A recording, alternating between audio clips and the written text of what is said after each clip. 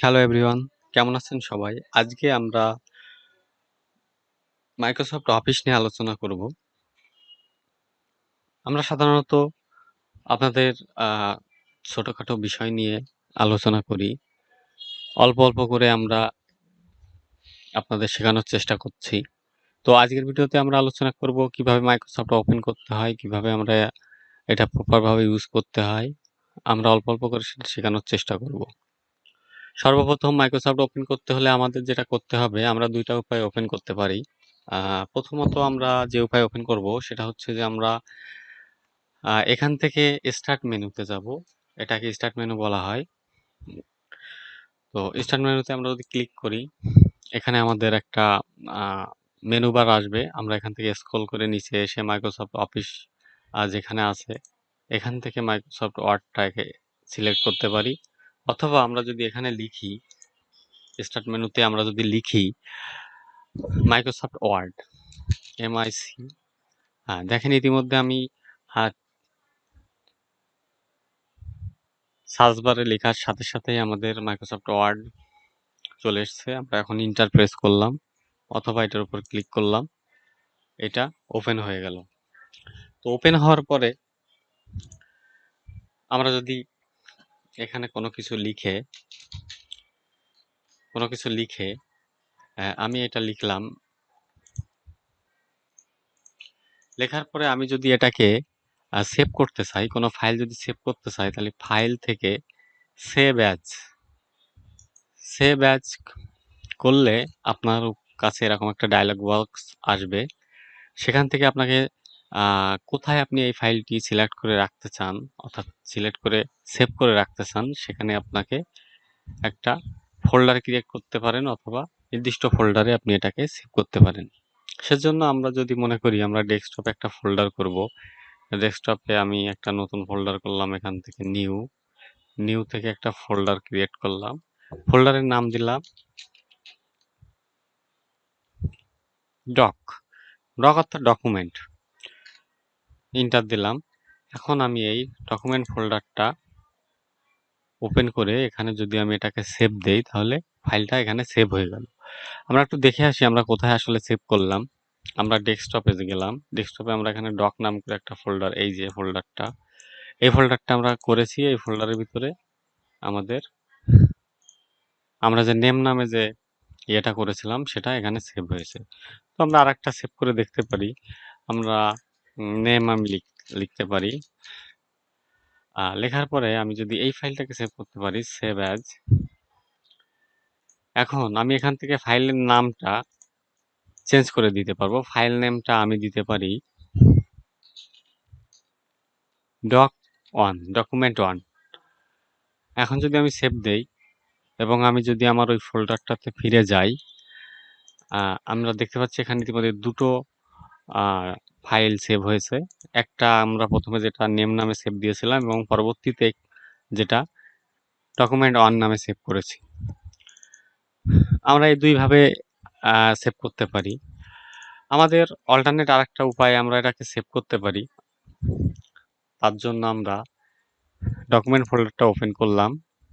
এখন এখানে যদি আমি রাইট বাটন ক্লিক করি, মাউসের রাইট বাটন ক্লিক করলে আমরা এরকম কিছু অপশন পাবো। একটু নিচের দিকে এসে নিউ থেকে আপনারা মাইক্রোসফট ওয়ার্ড ডকুমেন্ট পেয়ে যাবেন। এটাকে আপনি যদি ক্লিক করেন, তাহলে এখানে দেখেন মাইক্রোসফট ওয়ার্ডের আরেকটা ফাইল চলে আসছে এবং এটাকে আপনি এই নামটাকে আপনি চেঞ্জ করতে পারবেন। আপনি এখান থেকে এগুলো সিলেক্ট করে ডিলিট, অর্থাৎ কিবোর্ডে ডিলিট বাটনে চাপ দিতে পারেন অথবা ব্যাক স্পেসে চাপ দিলে এটা ডিলিট হয়ে যাবে। এখন আপনি এটার নাম পরিবর্তন করতে পারবেন। সেক্ষেত্রে আপনাকে যেটা করতে হবে, আপনি এই ফাইলটার নাম ডকুমেন্ট 2 দিলাম আমরা। 2 দেওয়ার পরে আমরা ইন্টার দিলাম, এটা সেভ হয়ে গেল। এখন আমরা এটাকে মাউস থেকে ডাবল ক্লিক করে অথবা মাউসের রাইট বাটন ক্লিক করে ওপেন অপশন থেকে আমরা ওপেন করতে পারি। ওপেন করার পরে এখন আমরা এখানে যে কোনো কিছু লেখালেখি করতে পারি।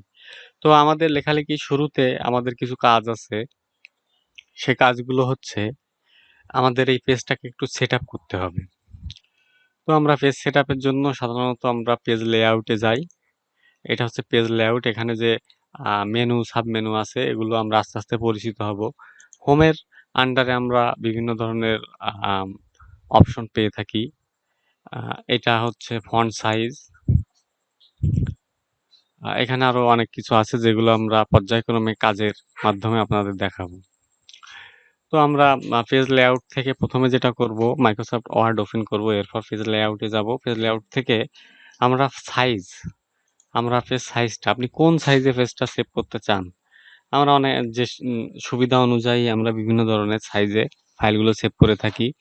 তো সেক্ষেত্রে আমরা নিচের থেকে আমরা A4 সাইজটা যদি সিলেক্ট করি, তাহলে এটা A4 হিসাবে সেভ হবে। এখন আমরা এটা চাইলে লিগ্যাল সাইজ আপনার সুবিধা অনুযায়ী, এছাড়া আমরা কাস্টম সাইজেও সিলেক্ট করতে পারি। সেক্ষেত্রে মোর পেপার সাইজেস থেকে এই অপশনটায় ক্লিক করলে আপনাকে পেপার সাইজের একটা ডায়ালগ বক্স আসবে। সেখান থেকে আপনারা ওয়াইড, হাইড এগুলো পর্যায়ক্রমে দিয়ে দিতে পারেন এবং এগুলো দেওয়ার পরে আপনি আপনার সুবিধা অনুযায়ী সেটা দিতে পারবেন। আমরা এগুলো দরকার নাই। আমরা পেজ সাইজ থেকে আমরা A4 দিয়ে কাজ করি। সাধারণত আমাদের ডকুমেন্টগুলো A4ই হয়।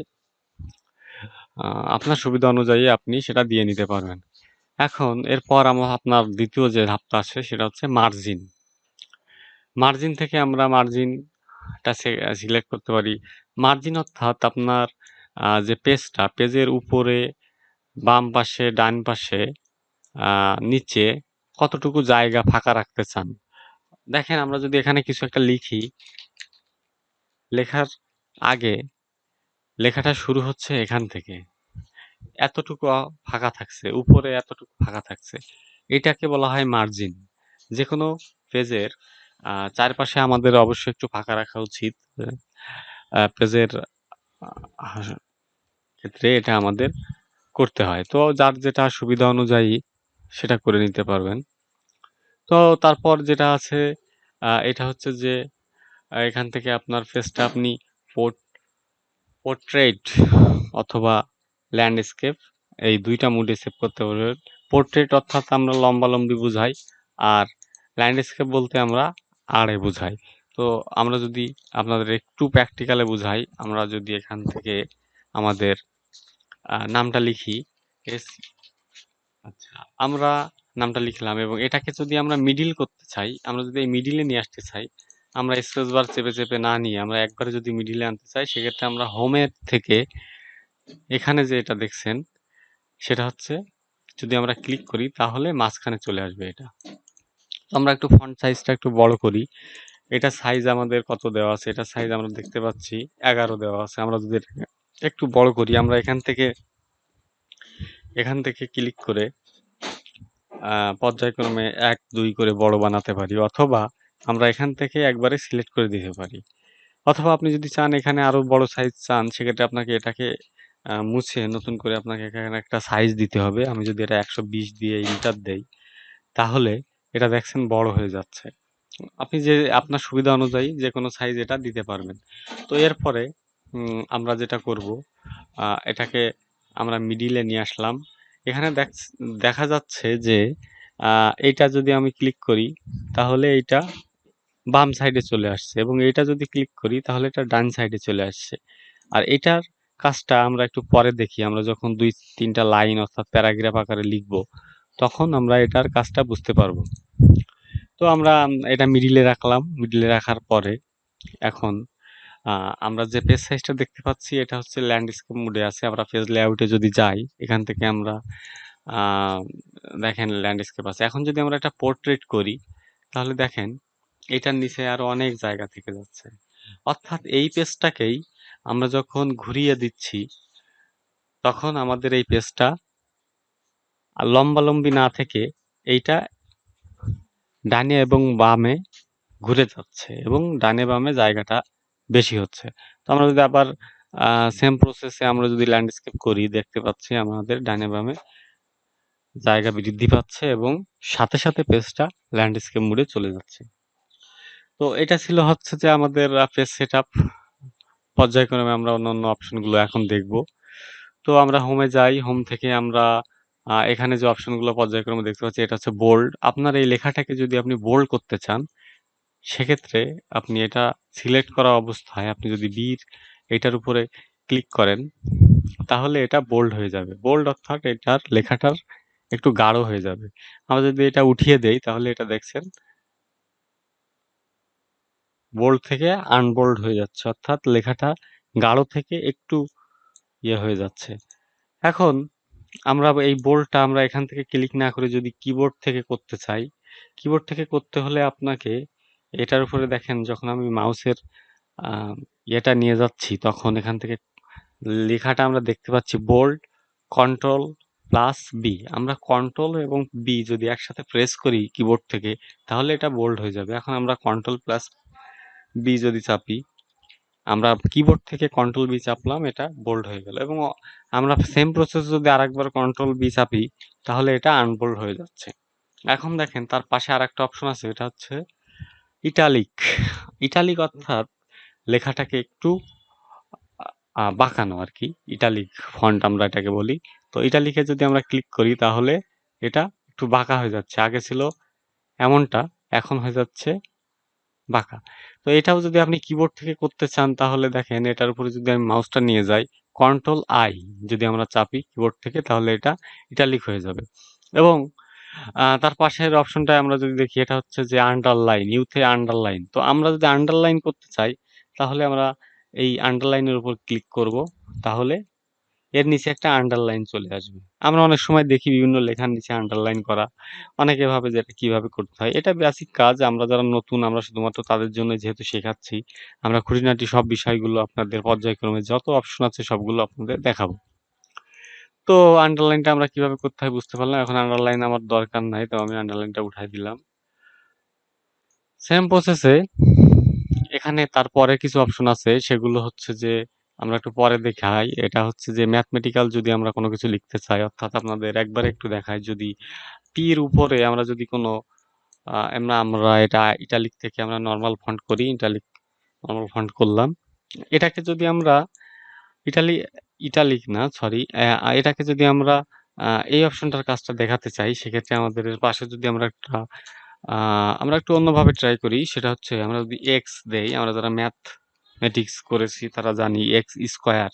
তো এক্স স্কোয়ার আমরা কিভাবে দিব, এক্স এর পাশে আমরা একটা 2 দেওয়ার পরে এটা যখন আমি উপরে দিতে চাবো তখন আমাকে এই এক্স এর উপরে যে আইকনটা দেখতে পাচ্ছেন এটাতে ক্লিক করলে আমাদের স্কোয়ারটা উপরে চলে যাবে। আমরা যদি নিচে নামাতে চাই সেক্ষেত্রে আমাদের এটা দিলে সরি আমাকে শুধুমাত্র স্কোয়ারটা সিলেক্ট করতে হবে।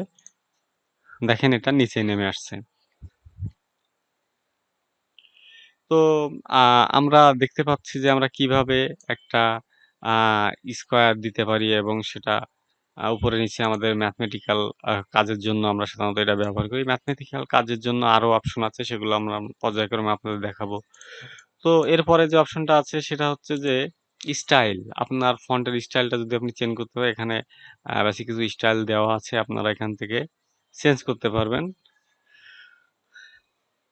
তো এখান থেকে আপনার সুবিধা অনুযায়ী আপনি একটা সিলেক্ট করতে পারবেন। তো আমরা আপাতত স্টাইলটা দিচ্ছি না, আমরা স্টাইলটা ড্র করছি। তো এখন আমরা এর পরের অপশনটা দেখব। এর পরের অপশন যেটা ছিল সেটা হচ্ছে যে হাইলাইট। আপনার এই লেখাটাকে যদি আপনি হাইলাইট করতে চান তাহলে আপনাকে এটা ব্যবহার করতে হবে হাইলাইটার।